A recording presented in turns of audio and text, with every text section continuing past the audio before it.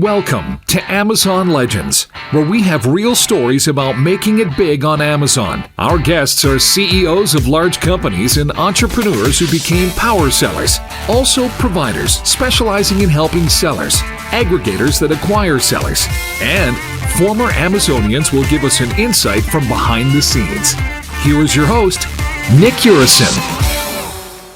Welcome to another episode of Amazon Legends. My next guest today is a former Amazonian, and he's worked there for several years, working in different positions. And in fact, one of those was in policymaking. So he's probably responsible for some of the things that most sellers complain about today. So today, he's the strategy manager at Nuance Media, which is a full-service Amazon agency. He's also known as Mr. Fixit, especially when it comes to Amazon and Seller Central. So he gained that title because he worked in so many different departments at Amazon, so he has a pretty good handle. And when he's not working, he spends time renovating his home, repairs, and as you can imagine, anything to do with fixing things. So he wants to live up to his title. So with that, everybody, meet my guest, Patrick Hanna. Welcome to the show, Pat. Hey, thanks for having me, Nick. Appreciate it. Good to be here. I always enjoy having Amazonians. So far, I don't know how many I had on the show. It's quite a few, but you guys have a different language, different way of approaching things. So it's quite a school, Amazon, right? It gets absolutely. It's like picking up a second college degree, master's degree, PhD for some that stay there for 10 plus years. It's a freaking brainwashing machine. Everybody talks the same way. I mean, it's all methodical, very disciplined. So it's all good. I enjoy it. And another thing that all Amazonians have same thing in common is smart. People are smart, and I guess in order to survive in an environment like Amazon, you have to be. So yeah, absolutely, 100% accurate statement there for sure. A lot of smart people over there. So since you are Mr. Fixit, and things always break with Amazon, so everybody, what we're gonna talk about today is, since we have Pat here, we're gonna put him up to the hardest things that we come across in Seller Central when we're trying to do things. So he's going to tell us the shortcuts, the methodology, interpretation, and how basically we can go about fixing things that we're trying to get done, and seller support is not responding, and it's becoming a pain in the neck, and of course it causes us to lose money. So he's going to give us the methodology. I've got a laundry list of things here that I'm going to go through. So stay tuned. I have here about 8-9 different things. So we're going to go through every single one of these. And I think I've got a pretty good list. But I'm sure there will be more coming up as we get into the discussion. So let's start with one that comes up all the time. You have a listing, parent-child relationships, and we have colors and sizes and whatever, and suddenly we decide that we want to bring a new variation, but we want to fix the attributes because it's not going to work. So tell us the best way to go about it. Well, so I think the very best way, and I'm assuming a lot of your viewers know, using a feed, or AKA a flat file, an Excel file, to reconcile and try to troubleshoot via the back end is probably the most efficient method. Using those files can be rather tricky. I know a lot of people have problems getting those right. It's a very complex, kind of intricate process where you have to get all of the attributes filled out appropriately, and if you make a mistake on one, it can get rejected, and you can get those error messages that are very tedious to fix. In itself, it can be very troublesome using those, but I would recommend, using flat files and getting that in terms of, or starting there in terms of trying to resolve pesky issues. I know a lot of, problems regarding certain attributes will require, or at least seller support will tell you that you have to delete your ASIN for 24 hours, wait for the system to, I guess, flush its cache. I'll use that as the terminology, and then re-upload it as a full update on that attribute file in order to change some of those pesky attributes. Like, for example, title. Sometimes that requires the 24-hour delete, wait, and then re-upload it, but making sure that it's a full update, not a partial update. And when doing that, you need to make sure that you have your complete set of attributes already on hand before you even delete the ASIN. So you got to make sure you got images load up, all of your, sizing, dimensions, ingredients. I would have the whole thing wrapped up nicely onto a flat file so that within 24 hours, you're ready to go, put it in there, and hopefully it works, right? So for some of the issues that you're just not able to resolve, right, that then you go to seller support, right? That's the next line of action. Or, Amazon, like, think about Amazonians, right? Plan of action. They definitely live that philosophy, right? So what happened? What's the problem? What have you done thus far to fix the issue? And what is the perceived or the desired results going forward? So opening up a case with seller support is going to be your next step to see if you can get some of these attributes fixed, right? That just don't seem to update. Usually the 24-hour delete with the full update, can help. But sometimes it just doesn't work, right? So escalating internally through Seller Central, and maybe this isn't even an attribute that we're talking about. And I think this is probably on your list, Nick, and I don't want to jump ahead, but we'll get into some of the philosophy of working with the seller support agent here in a moment. But in terms of your more specific example of updating pesky attributes, right? So let me jump in here, because what I want to do is to you and me, and these are natural things, but a lot of sellers. So by the way, I was doing a little research the other day, and I came across these statistics about how many sellers are there on Amazon, third-party sellers, and how much revenue do they generate. So what I found was there are only 1.1 million active sellers. Okay, interesting. Active means a seller that sold at least one piece in the last 90 days. Okay. Out of that 1.1 million, 79% do less than $1 million a year. So what we're talking about is a huge number of sellers that really do things manually. Right. They don't have agencies. They don't understand flat files. They just go log into Central, create their listing and ASIN and whatever. So, but you and I don't operate that way, right? We use flat files. So I want to first flush this out in a way that people can know exactly what to do.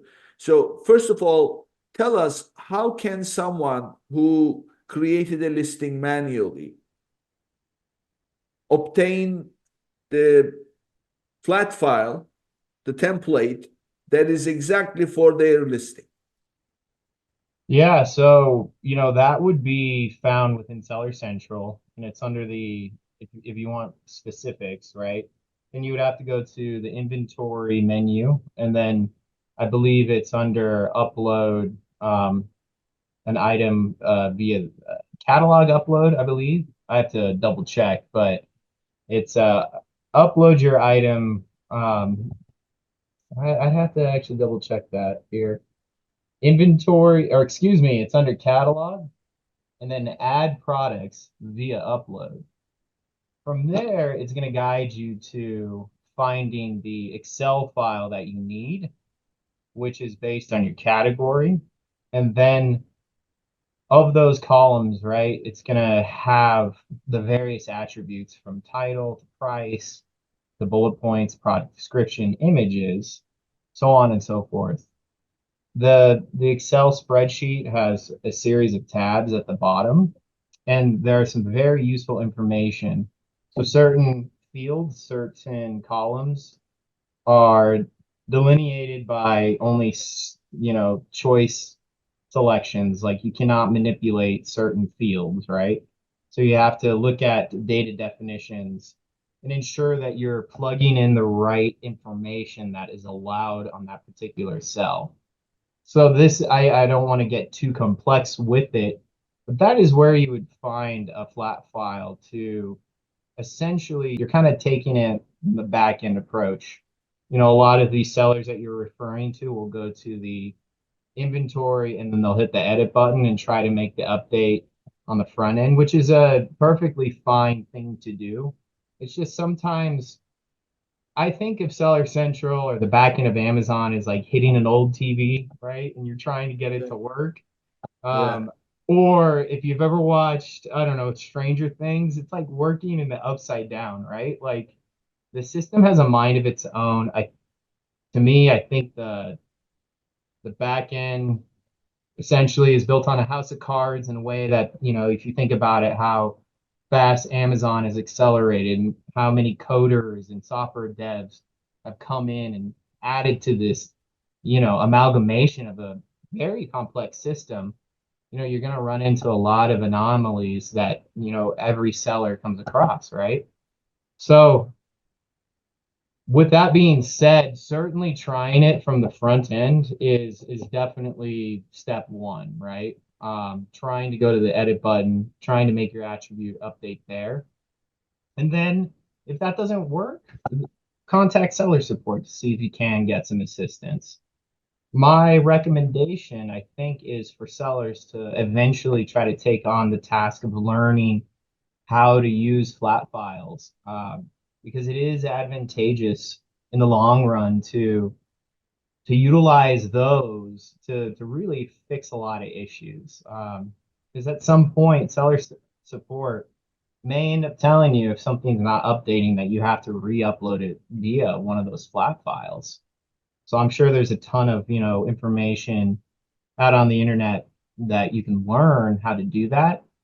But, if all else fails, we can get into a little bit more about how to finesse and speak with seller support, and then further escalation techniques that, you can use to help resolve some of these other more complex issues, maybe outside of attributes, but some of the weird stuff we see come across. Now, the other thing that I always recommend people is every time you are uploading a file, whether it's partial update or full update, doesn't matter, save that file. So I always give it a version number, V1, V2, V3, V4. So because you may need to revert back and you don't want to have to go hunting for what was what after the fact. So every single submission has to be kept with a different name as a version number. So that way you can go back and look at what you submitted, because they'll come back and, it will show feed processing summary and it's going to show errors. And then you're going to have to go back. They do provide the information, but it's never really best to rely on that. The other thing that I noticed is, let's say, for example, you genuinely have submitted something wrong and it's just one column that has the wrong information. Like, for example, you're supposed to put count or pieces or whatever, and then you didn't do that. It's just one error, but it throws back 3 errors, 4 errors, right? Because not having that one thing leads to another thing. So don't trust what you read in the feed processing summary in terms of number of errors. There is probably only one, and that you can see as something missing or wrong. And don't try to look for the other 2 or 3, because fix the one that you know, and then submit. There's no harm in submitting several times. So, would you agree? I would agree, and I believe also in the, where I just directed folks to go under catalog and then upload via add products via upload. I believe now they do have like a preliminary check where you can kind of run it and see if you will get errors. That's one option. But yeah, if you wanted to just straight up try to upload it, and if you do have errors, then there is no necessarily harm in that because it won't make changes until you correct all of the errors. So yeah, I've been in front of the computer where it's back and forth and I have like 100 versions, not 100, but maybe I have 10 versions. And then finally that 10th version works, right? So yeah, you start with a minimal set of data and then you expand on that based on what the computer wants, the system wants, right? Yeah. Yeah. I will say, if you are looking for some feed support, some of this Excel file support, and you are trying to get assistance from Amazon with this, learning how to do it, I would recommend trying to get on the phone with seller support and asking for somebody in the catalog team. And generally, you can get somebody on the phone. If you're lucky, Amazon seller support, sometimes you got to find somebody that's capable, and that's part of the puzzle, right? There Yeah. are obviously, capable folks over there. There are people that, as you've seen, submit these rinse and repeat templated responses. But, if you can get on the phone with somebody from the catalog team, sometimes those folks can actually help you, correct any errors on your feed and kind of walk you through some of the steps that you need to take. So, one thing is I think a lot of sellers, they rely on email communications, create a case, email, wait. But those email responses are generally never very fruitful, right? When I want to get something resolved or if I need help, I try to get somebody on the line and I try to find somebody that's willing to help me. And I found more success with trying to get somebody on the phone instead of waiting for an email response to be what I want. So Yeah. I always recommend trying to get on the phone. Let them do their job while they're on the phone. They'll put you on a silent hold for a few minutes. Have something to work on the side, while you're waiting. Just let them do their business. And a lot of the times, I find more success when I, can work with somebody on the phone live. Yeah, I agree. What I usually do is I put all the details into the ticket Yeah, and then select the call option or call right. back option, call back immediately, they call back. But when they do pick up the call, I tell them, please take a look at the information I submitted. I'll wait. Don't worry. You read it. And then any questions, I'm here. So that way I don't have to repeat myself and leave things out. I give it enough thought to put down exactly what I've done, what I'm trying to do, and blah, blah, what is not working.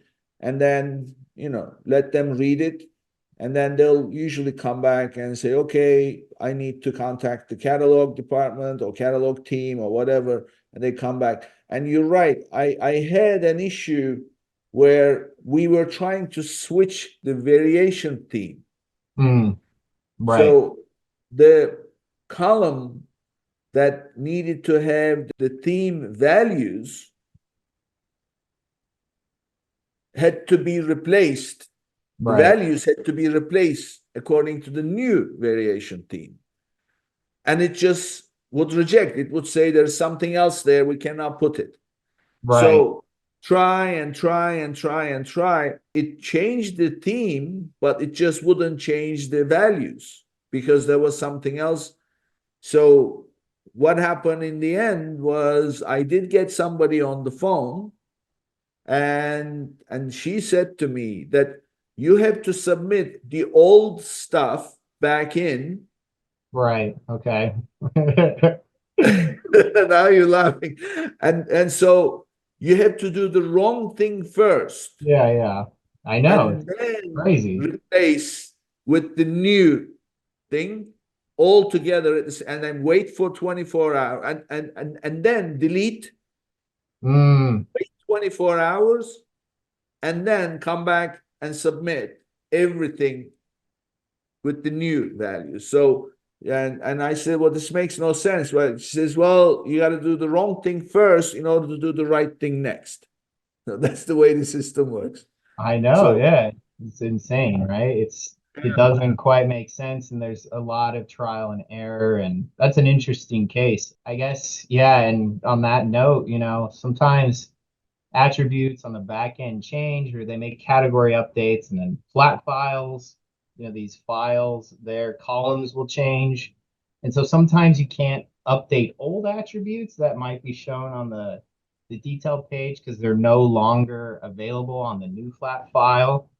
So I know like if you have that old flat file and you want to try to update, let's just say it's, I don't know, color, and no longer on the new flat file is color. You may be able to use that old flat file if you have it handy, but that's when, you'd have to get seller support involved to try to have them help you with that. But yeah, it's quite complex, messy. Like I said, man, it's hitting that TV to get it to yeah, work. let's talk about updating images because this is another thing that I find frustrating. So there are three ways to add images for Right. a list. First of all, you go into the front end and log into Seller Central and go to edit on the listing and then add the images. So that's one. The second place is in the flat file. You submit the URLs and then you can have up to 12. And then you submit those. And then the third place, now they have something called Image Manager. And when you go to Image Manager, you have to name the images specifically according to a naming convention. You have to put the ASIN and then the code that they have in terms of side, front, or whatever. So you have to put the code in. So these are the three ways to update images. I have tried all three and my images still don't show up. So tell me why that happens and how to deal with that. Yeah, good call out. Images have been quite a pesky thing for some of my clients as well lately. So one thing that you might want to check to make sure that your main image is at least 1,000 by 1,000, the minimum spec requirements. So I know like I've had the same issue where I'm like, why aren't the images updating? And for some reason, I had like a 1,000 by 500 pixels in the main image. And it won't tell you sometimes in the system. And then you'll talk to seller support and they might point it out for you. And sure enough, when I made the image bigger, to meet the requirements, it worked, right? So it could be like some strange little thing where you just have to make sure, your main image meets requirements. I would say that may be one of the big things to investigate when images don't update is look at your main image and are there any issues with it? So I mentioned dimensions, easy one to fix. Another one is, as you've seen on Amazon, a lot of sellers are trying to, use backgrounds in their images, use lifestyle imagery, like using human models or, hands holding up bottles, right? Things like that to really make your main image pop out from the rest of the crew. Um, Amazon's been kind of lenient about that. As you know, the policy is clear white background, but we've seen a lot of sellers, especially in beauty. Go to beauty and you'll see pictures of lips, makeup, eyeliner, of actual eyes on there. And it looks great, but I've seen a crackdown on Amazon on some of these sellers where it seems like they opened up the gate, got lenient, but now it seems like they're closing the gate on the flexibility of using something with not a white background.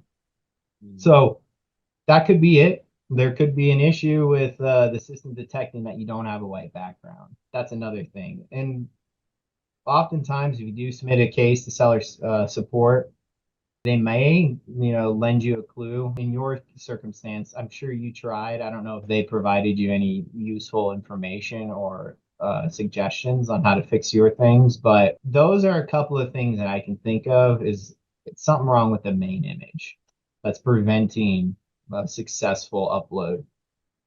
Now, if you want me to get into like the image uploading tool that they have, I think that one is good for if you are trying to organize catalogs across marketplaces. That can be a beneficial tool. If you're trying to manipulate images in one spot, across the EU marketplaces, US, you're selling in Asia, etc.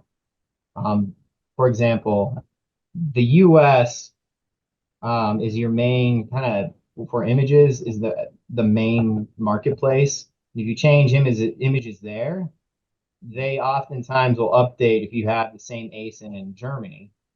And so you might have German images that you want to use with German language, but if you update your ASIN, if you're sharing the same ASIN, the US imagery often trumps the rest of the world, right?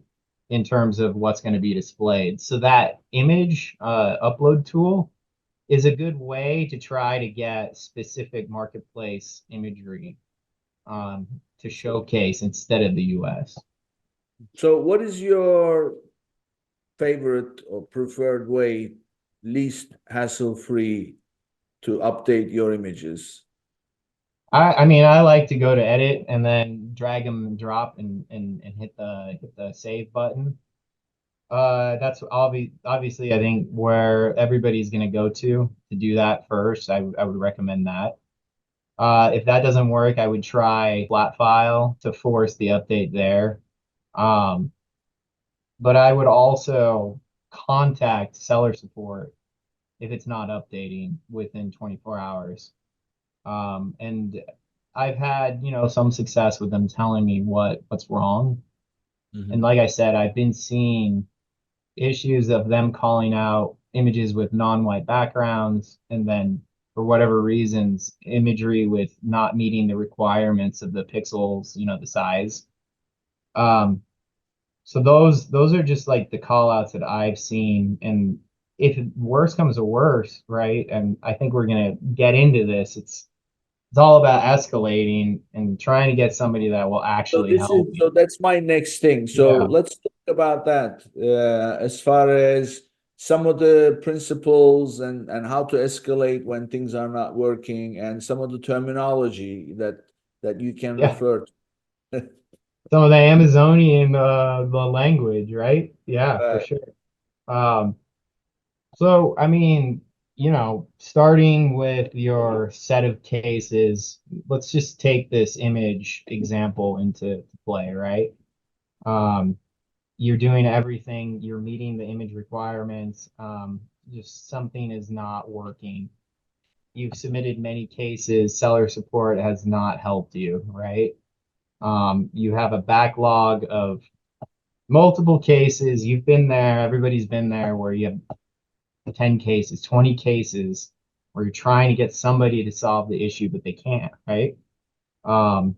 A lot of times these are more prominent issues. Perhaps your listing got taken down for a compliance issue, and the seller support and the compliance team won't tell you what it is, right? You've been there where you're like, just tell me what the issue is and I'll fix it. But they have to be very careful about how they feed you information, right? Because they're trying to cover their end.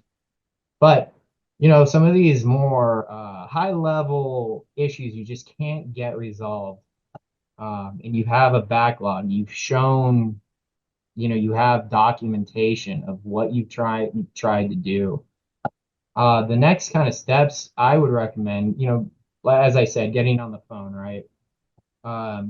With the seller support agent, you're on the phone, or, you're on email, right? The first escalation path, I would take and I'd weave these leadership principles in there, because Amazon is very, they live and they breathe the leadership principles. If you don't know them, Google them. Some of the ones that I like to use, or even in my everyday life, since I'm indoctrinated to the philosophy, would be taking a bias for action, meaning that, hey, can you help me, tackle this issue? And can you be like customer obsessed, right? That's a huge leadership principle over there. Those are the two that I kind of try to weave in like an email. I'm always very kind to these representatives as well. Like, kindness goes a long way and we're showing respect, right? So it's easy to get angry, but, they're just doing their jobs. So, leaning on these leadership principles and trying to craft them in your language, I think can really help them get into action and try to help resolve your issue. Tell me the first one. What's the first one?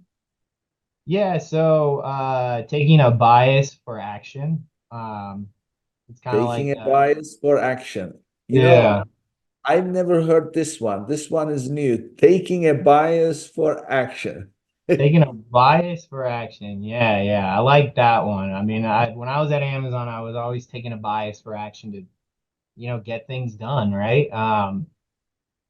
There are so many common sense issues that you see, like, why is this happening? Like, can you not see how commonsensical the resolution to this problem is? Like, can you take a bias for action to try to fix this when we see like there's an obvious path to resolution, right? The number one leadership principle is customer obsession. We're their customers, so I'd like you to take more customer-centric, obsessed approach. So, when I was a seller, Yeah, I learned this, and maybe today it's a little bit better, but it's still the case. You are the third grade citizen if you are a seller, as far as Amazon is concerned. Customer comes first, and as a seller, you are worth nothing. Just get in line, and you are guilty before proving your innocence.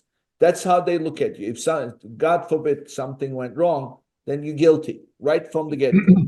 So that's the way they seem to approach. So, I mean, this obviously aggravates the seller. So whatever you're trying to do, what I'm hearing from you about applying the customer obsession principle is explain to the agent or the support staff that this is going to ultimately hurt the Amazon customer. So therefore, help me fix this so that I can serve the Amazon customers better. Like wrapping it up in that sense, right? absolutely. Yes, that's another great way to position yourself. This is ultimately hurting the buyer on Amazon. My listing was taken down. You're not telling me why. We've been selling for years, and all of a sudden this has happened. This is affecting Amazon customer base, right? The buyers are no longer able to buy this item, and it's been selling for millions of dollars on the platform for years. Classic scenario, just one day to the next, something goes wrong, and then it's, this huge fire for a seller, right? And that's significant if it's a high ticket or a fast moving product. It's not good. So, like you said, yeah, proven guilty before or whatever. They got a system they follow. They have their algorithm that triggers things that it sees that might be harmful to their protecting Amazon's assets. I agree with that statement. Weave that in. Let's take a customer obsessed approach to both my situation and ultimately the buyer on Amazon. As you know, Amazon often loses inventory or overcharges fees. With Arti, you can now recover up to 30% of your lost revenue at a monthly flat rate of only $99 with no commission fees. For unlimited reimbursements, you can increase your bottom line. Their automated Amazon compliant process ensures hassle-free refunds. Visit www.getarti.com/legends and sign up today to get 1 month free and discover your recovery potential. So let's talk about also as escalating to executives when everything fails. And in that context, tell us about pulling the end-on cord. So explain to us. So this is the good stuff here. Well, first, the andon cord. That I would, while you're talking to a seller support rep, email, maybe you're on chat, maybe even on the phone. The act of pulling an andon cord is if you are an associate at Amazon, and you need help as an associate, you don't know the path to resolution. As an associate, I would pull what's called an andon cord, and that is essentially an internal system. It's a computer software where I press a button, it says andon cord, and that'll flag a team lead or somebody from leadership to come help me figure out the problem at hand and find the path to resolution. So it's an internal way of saying, can you go get some help from a team lead or somebody that might have experience in this, with this issue? So again, using the terminology that they use, that's one of them. Can you please pull an andon cord? We discuss, the meaning behind andon cord. If you're interested, it's an idea that Toyota originally came up with. They would literally pull an andon cord if there was a problem on the production assembly line to stop everything, investigate the issue, and then resolve it before they got back to production, right? In the sense with seller support, it's just essentially them pressing a button on their screen. They're putting a pause on their research to find resolution with a team lead, basically. So that's part of the steps to escalate with seller support. The last thing you can try, or one of the things, is you can ask for a supervisor's callback. Generally, they won't get a supervisor these days on the phone for you immediately, but if you ask kindly enough and you're persistent, you can get supervisors to call you back. Usually it's within 4 hours. I've seen success with that. And sometimes, the supervisors can help. You can get somebody on the line that's been at Amazon for years, that can be very helpful to you, at least provide you with insight and what you can do with the next steps. Now, the juicy stuff is escalating to the executive, right? It's a known thing, I think, out there. I'm sure people have talked about it and people do it all the time. But, there's a tactic and a strategy on escalating to essentially writing Jeff Bezos an email. And right now we have Andy Jassy in the main chair, right? He's actually the CEO, but Jeff Bezos still maintains an email address there, right? He's on the board. So people still write to him. There's companies out there that solely deal with escalating to executives with these really big issues like what I just brought up. ASIN down, making millions of dollars a year from one day to the next, and I cannot figure out why, and I need help. So writing a carefully constructed email to Jeff or Andy. There are a few other executives, but those are the two, that are the main guys, right, on top of the list. Writing to them, carefully constructed email, that plan of action that we talked about, incorporating the Amazon values, and then adding numbers into your messaging.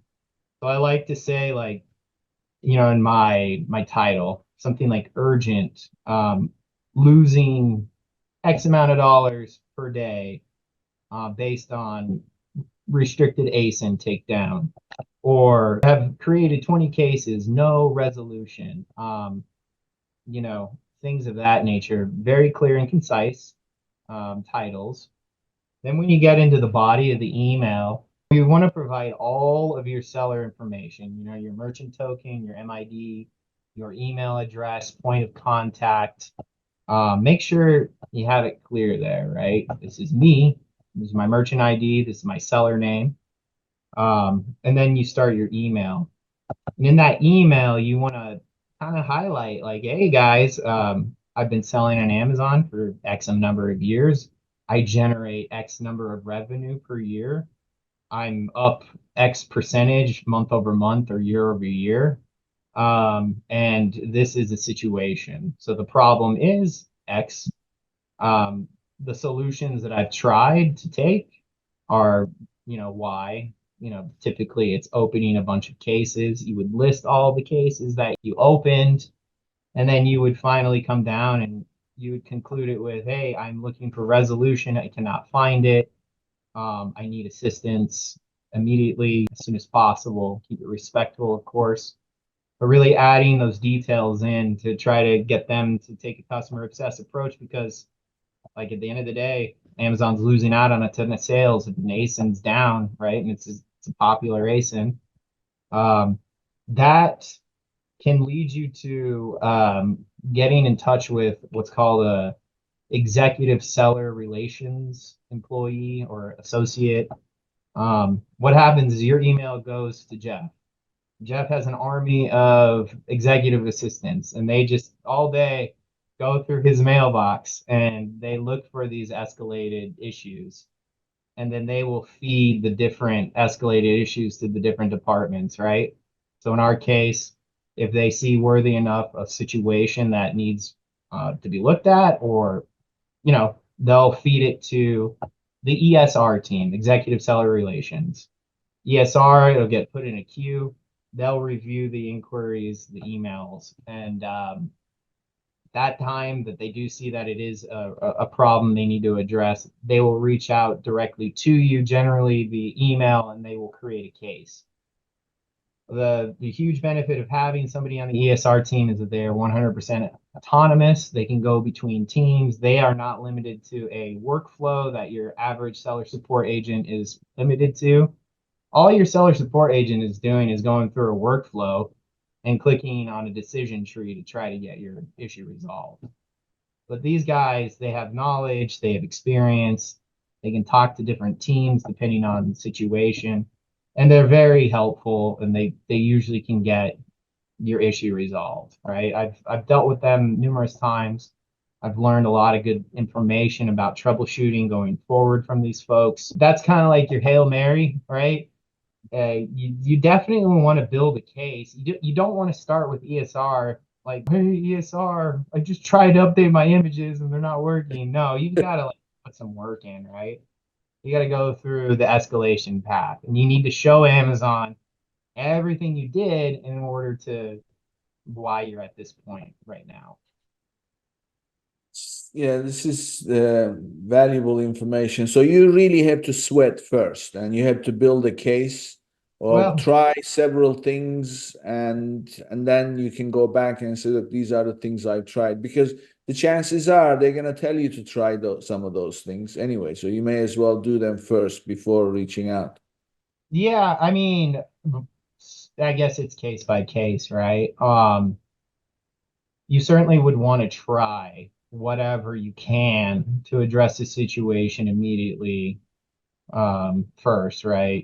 So if I have a restricted ASIN, all of a sudden, I'm going to go to that notification. I'm going to look at it. I'm going to see if I need to submit some sort of document. I'm going to do that, right? Because I want to get the ball rolling on that, obviously. Like, I need to do a little bit of work. But if it is like a huge issue, like my account shut down, I had 20 ASINs and they all got shut down, and maybe it's just some weird back end error, tech issue that caused it, then sure, I'll write Jeff immediately. You know what I mean? Like, so I guess it's case by case, but oftentimes it's as a result of you not being able to get through to through the means of, the normal means of getting your issues resolved, which is seller support, right? So I guess it is case by case. Sure, if it's a huge fire and you need to get somebody on the line, then certainly write Jeff or Andy or both. Another thing is, keep the emails separate. I wouldn't include Jeff and Andy on the email. I'd write one email to each person. There is another question. So I have seen some of my clients contacted by Amazon business development guys saying that I've been assigned to your account, blah, blah, blah. And then that's real valuable because now you have someone on the inside that you can call on. And if you have certain plans or certain requests, it's not necessarily seller support issue, but it's something.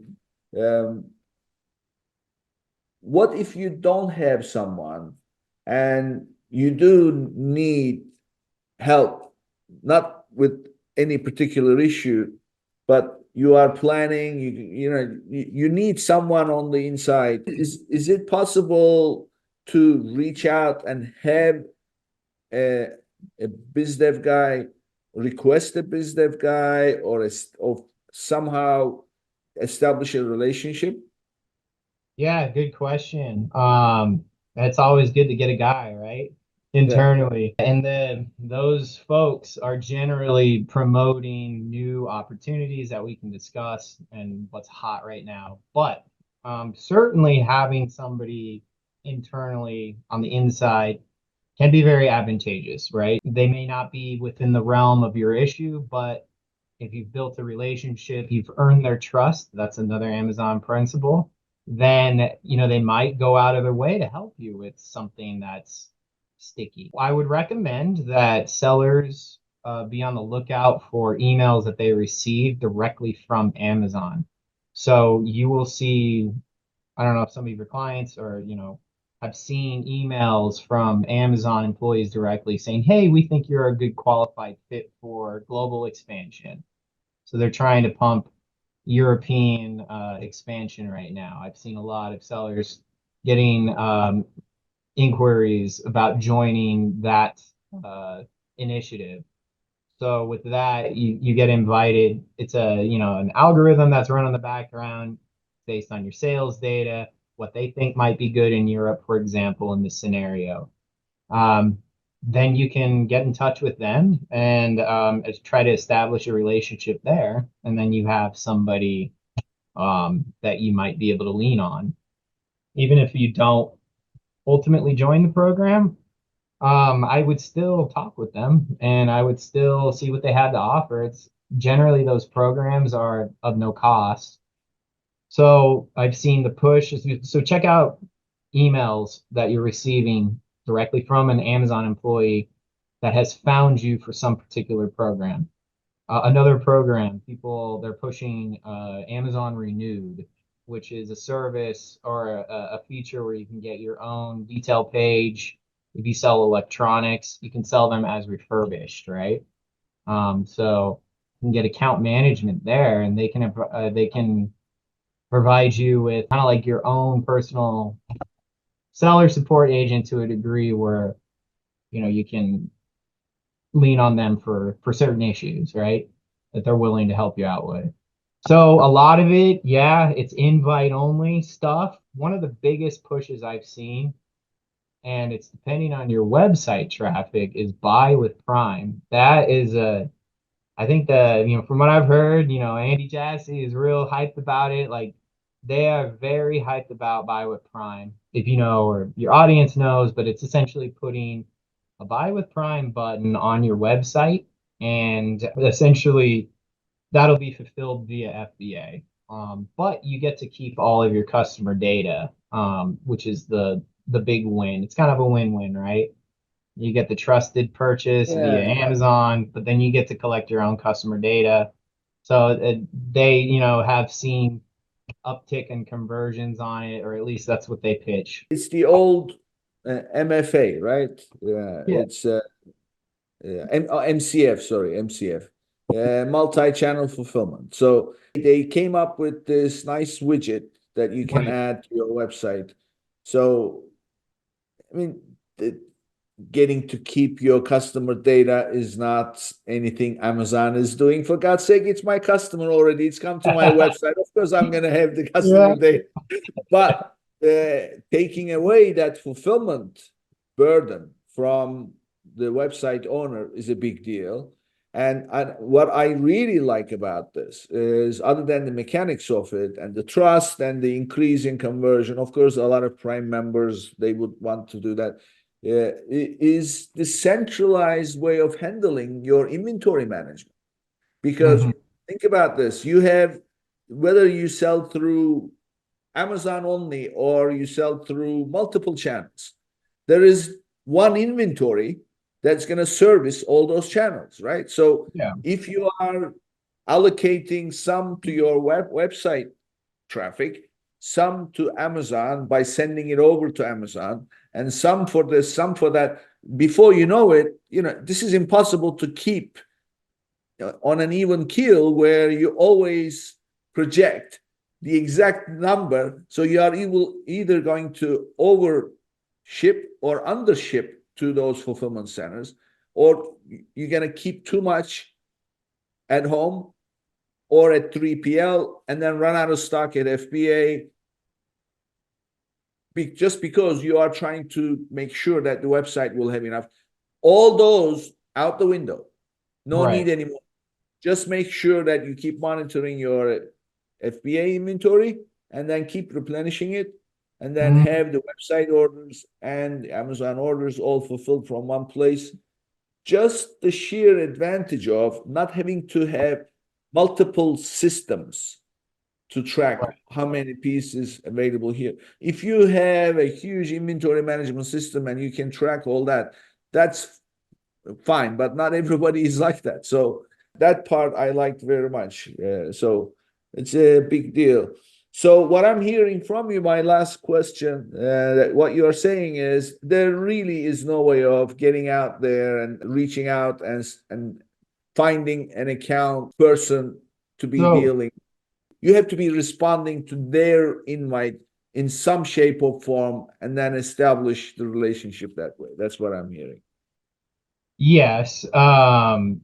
There via that, correct, that medium where they contact you if you're qualified. If you're working with an agency, sometimes, we can contact one of our own internal contacts and try to segue over if they haven't already contacted. So like, for example, I had a client who was interested in going to Europe, but he hadn't received contact from Amazon. I'm able to go and find an internal contact and segue them over. So via an agency is another option.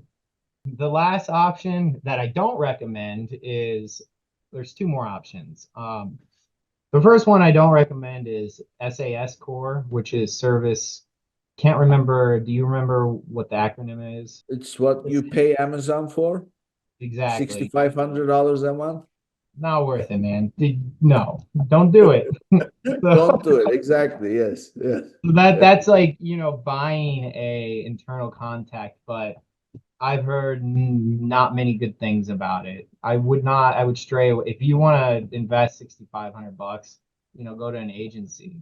Don't go to I find that to be little to no value. The other way that you can get like kind of like an internal contact, an internal rep established, would be if you are brand new to Amazon selling and you're like an already established brand and you make, I think maybe qualifications are at least 1 to 5 million at minimum, and your other multi-channel like website, whatever, maybe you're hot on Instagram.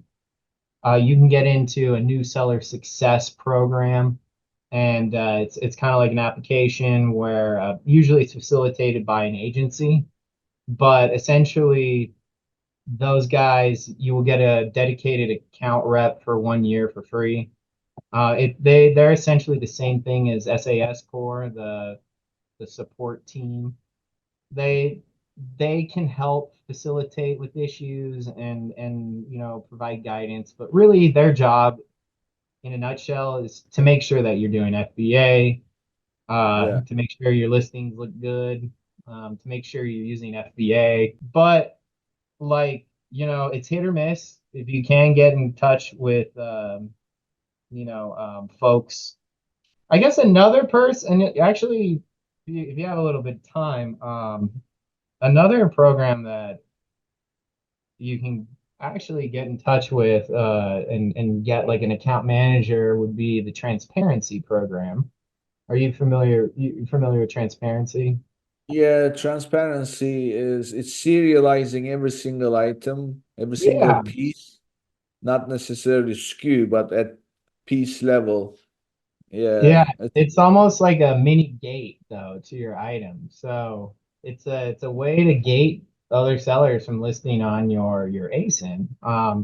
So it's essentially a program you can enroll into, and you have to buy another label, but you can combine it with your FN SKU, and it's a QR code that validates authenticity. So when the buyer gets the product, they'll see enrolled in transparency. Scan this code. When they scan it, it'll say, hey, you just bought an authentic product from Pat Hanna. It came straight from his warehouse in Tucson, Arizona.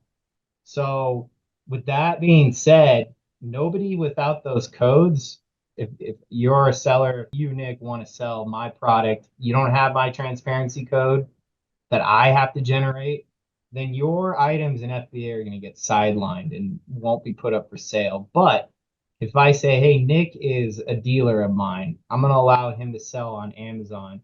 Essentially, I give him access and I provide him with the codes that I'm going to generate. You can slap it on your products, send it in, and you'll be able to list on my ISIN. So it's like kind of gating your own. So it's, with that being said, I think it's a great program. Like if you're a brand that's counterfeitable, or if you just want to try to get your own listing, I think it's a great option. It's like 5 cents a label, but you will get an account rep via them. I don't think the application process is hard, or I think they welcome just about, I think, anyone. I don't know if there's strict requirements, but hey, man, that's a way to get somebody on board. You know what they say about buying a boat?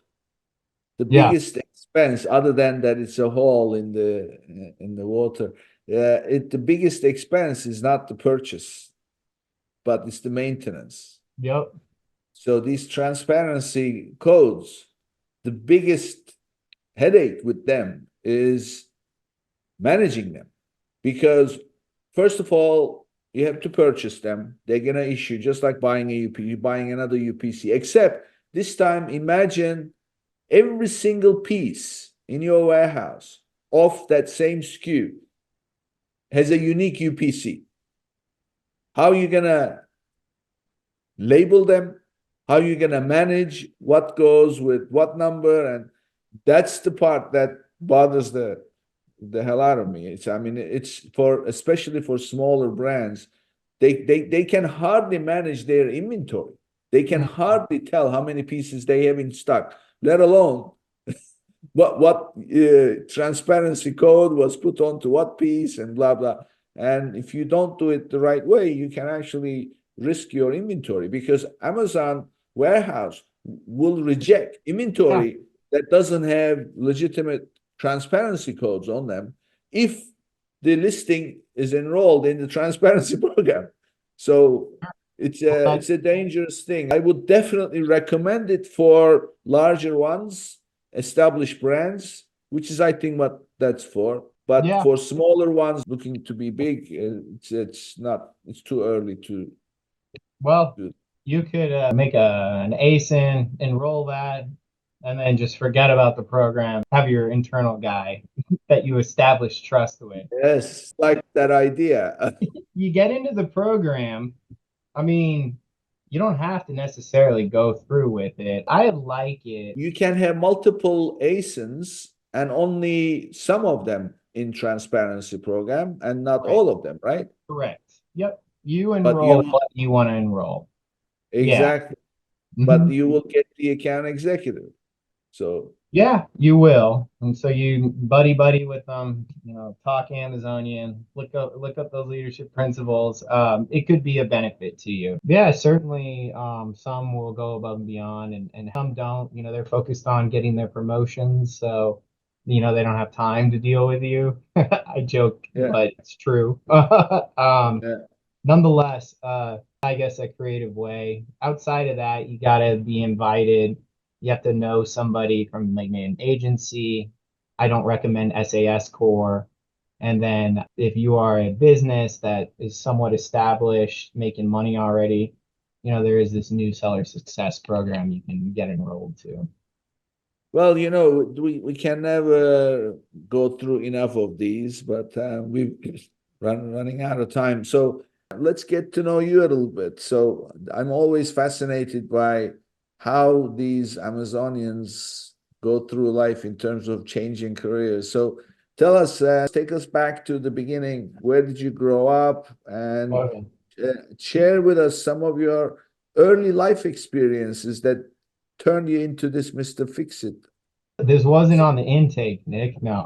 I don't want to go back to my childhood. No, I'm just kidding. Well, everything comes from there, Yeah, it all starts there. Oh man. Well, yeah, so we talk about Mr. Fixit, right? I guess, growing up in Tucson, Arizona, I grew up with my grandfather, mom, and a brother. And so my grandfather worked in construction, so he knew how to, he practically built the house. And so he was very capable in construction. And I had a very close relationship with him.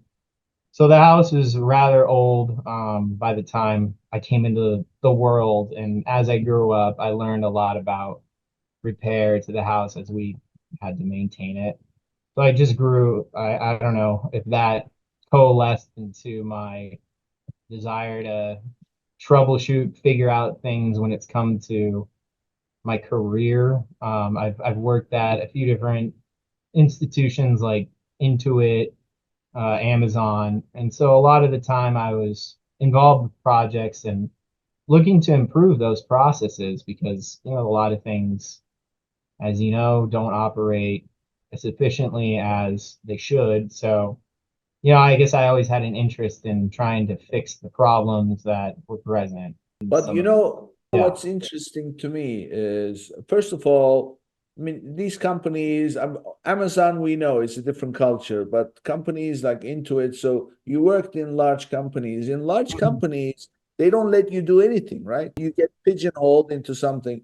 How is it that they let you, because there's no diploma or certificate or training for fixing things, right? So how did they let you make changes and fix things? So you must have developed some kind of trust. How did that happen? I don't know. What's the saying where you do now and ask for forgiveness later or something? Oh yeah, yeah. You know what I mean? What is better, ask for permission or ask for forgiveness? Yeah, that. So I've usually just doing the thing and then hoping that the outcome was successful. Nonetheless, yeah, pigeonholed, I think is a huge thing, and that's why working in a smaller company has been refreshing because you have a lot more flexibility and freedom to make changes, or at least act like a human, be a human, where you're kind of more of a cog in a greater system at some of these larger companies. I think, if I relate back to the Amazon principles, right? Earning the trust of your leadership, presenting solutions, one of them is like being right a lot. So, as you've identified problems over and over again, that's going to allow you a little bit more flexibility into trying to fix issues on your own or gaining a little bit more autonomy. And I think Amazon has a very methodical approach to process improvements and fixing things or developing new systems via their, I don't know if you've heard of it, but it's like starting with a one pager where you outline your plan of action, like the problem, what the current state is, what the proposed future state looks like, and you start with the draft. It's one page, put it on paper, and then you get your team together to critique that paper, and then it grows into 3 pages, and then it grows into 7 pages. So I think, obviously Amazon's pretty successful. When I think back about working at Amazon, it was the best of times, it was the worst of times. I got to travel, got to train worldwide seller support agents, amazing opportunity to meet people, so many people, right? But it being very, I don't know the word, strict, cruel, inhumane. Yeah. No, Yeah. just a very tough place to work at. The standards are pretty high, and if you don't meet those standards, then there's a problem. Um, and you've seen stories in the news of folks, that have had a lot of stress, PTSD working there, man. It's a good place to work, though. I mean, if you are looking for experience, you just have to navigate the waters accordingly. But yeah, it can be very stressful, and you're always, they say raise the bar over there. So Right, right. yeah, you got to raise the bar. I rose the bar, right? The bar doesn't get much higher. Like, how much more do you want to go? But that's capitalism, right? So, nothing is ever like quite good enough, I would say, right? So, it's a tough culture to survive in, and you work a lot of hours. The more you do, the more responsibilities you take on. So, it can Yeah. be a very stressful environment, but again, I had some really, really great experiences working there. So, and now here I am on the other side, not the dark side, the light side. Well, what happens is when people are suffering through a job, an assignment, or a mission, if you're in the military, whatever, all those experiences, throughout those experiences, at the time you're doing it, you're complaining all the time. Oh yeah. But after the fact, you always talk about those experiences with pride. So Yeah, yeah, yeah, you yeah. wear it as a badge of honor. So nobody talks badly after the fact. But at the time, it's hell and you're going through hell. And so I guess the only thing that you can do is, as Churchill said, the saying? So if you think you're going through hell, keep going. Yeah, yeah, yeah. So I guess your grandfather did a great job on you. I mean, putting you in construction and then mentoring you is Yeah, what gave you the foundation of figuring out what to do and perhaps. become a solution person, right? Yeah, who knows, man? Maybe it all started there. Very, very enlightening. Yeah, Discovery. listen, I'm not the expert at this, but I'm always into it. I have discussions and Yeah, yeah. read and watch documentaries about the formation of the brain, Mm-hmm. and it's always 0 to 5 years. Interesting. Yeah. Huh. Yeah, maybe so, but yeah, I mean that's been a passion of mine. I left Amazon and I just worked on my own and did handyman work for a few years and then got back in the game. So now I'm trying to help sellers, I'm on my own accord and with the knowledge I've gained and knowing the way that Amazon operates and just keeping on top of the programs that are available. And I always recommend check out the news section. I don't know if people read that news section in Seller Central, but always good to look there, to Yeah, try to keep on top of things because they're always releasing something, every day it's something yeah, new. exactly. you know. Yeah.